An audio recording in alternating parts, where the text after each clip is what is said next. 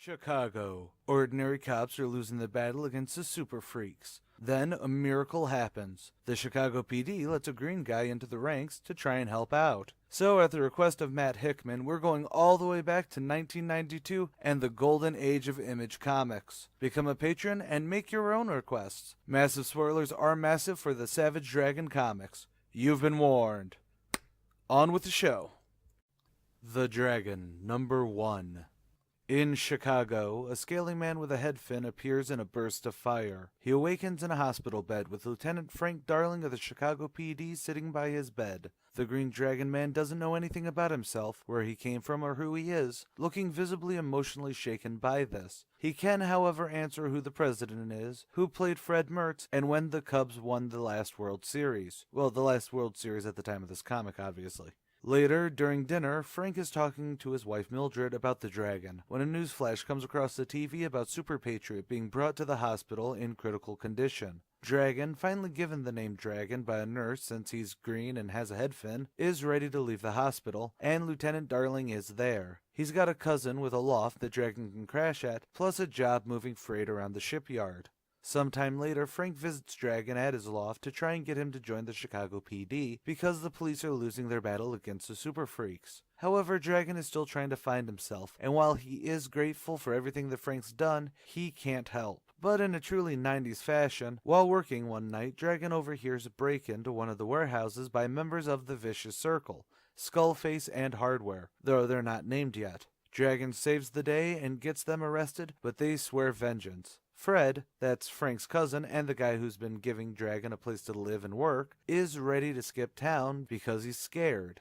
Dragon swears that he'll protect Fred. Suddenly the warehouse explodes, leaving Dragon naked in the fire, having failed his promise to Fred he made like 3 seconds earlier. While watching the breaking news that Robert Bergman, the hero known as Mighty Man, was beaten to death in his home after his secret identity was outed only a few days prior, there's a knock on Frank's door. Dragon's ready to take that offer to be a cop, and Frank pulls some strings to get him into the academy, where Dragon excels. He's stronger than even a room full of cops, he's a crack shot, and he gets onto the force relatively easily. We get a rundown of the people he'll be working with, but an Eddie Brock-looking dick named Howard Niceman, who's one of those might makes right cops, as well as kind of a bigot, tries to pick a fight with Dragon, which goes as well as any regular guy trying to punch a freight train, really. Dragon then gives a pretty good speech about how they need to end this sort of attitude, and the racial and gender barriers and all that jazz. And to close the issue, Detective Johnson points Dragon towards a bank where Cutthroat and Glowbug are trying to trash up the place.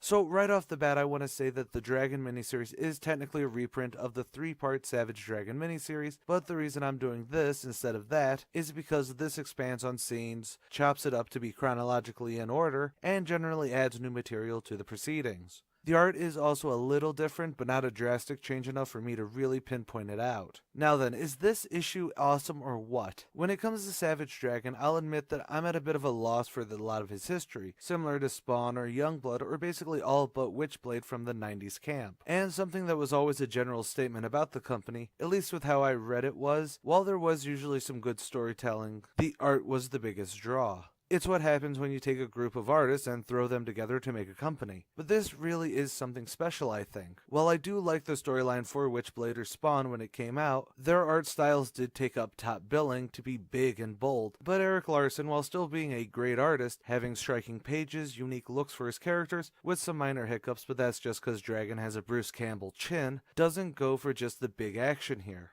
Yes, I know that in the original miniseries, it starts with Dragon in an action beat against Cutthroat and Glowbug, but that's not what I mean. It's still a pretty quick action beat, then goes into the flashbacks to show who he is. I actually had to triple check this because there's small changes to the art that ramps up the emotional impact, but even in the original, what works best in this series is the writing and the emotion Larsen can pull through his art. Even by itself, the scene where Frank is talking to Dragon in the hospital, the expressions and coloring, yes, I know it was Greg White on colors, is all just framed perfectly well to show the impact that having no memory of who he really is has on Dragon without needing to make it a giant monologue. Though we do get to see that in a later scene in this when Frank asks where Dragon learned to shoot, but that also shows that this isn't just a depression, but it does boil over into being anger. Another point I do really want to make is that, yeah, there's a giant escalation where we see that it's not only the police that are losing. While we hear Frank talk about the CPD not being able to withstand the superpowered criminal element, it's in the news bulletins where we see Frank watching at home that really points that this isn't just the police that can't uphold the law. Even in the 90s, or rather especially in the 90s, there was a heavy emphasis that there needed to be vigilantes and supermen because people couldn't handle supervillains. But this takes that a step further to showcase that even heroes like Mighty Man or Super Patriot had failed on the front line. It really adds an element of not just urgency or drama, but a real sense of danger that drives the story forward.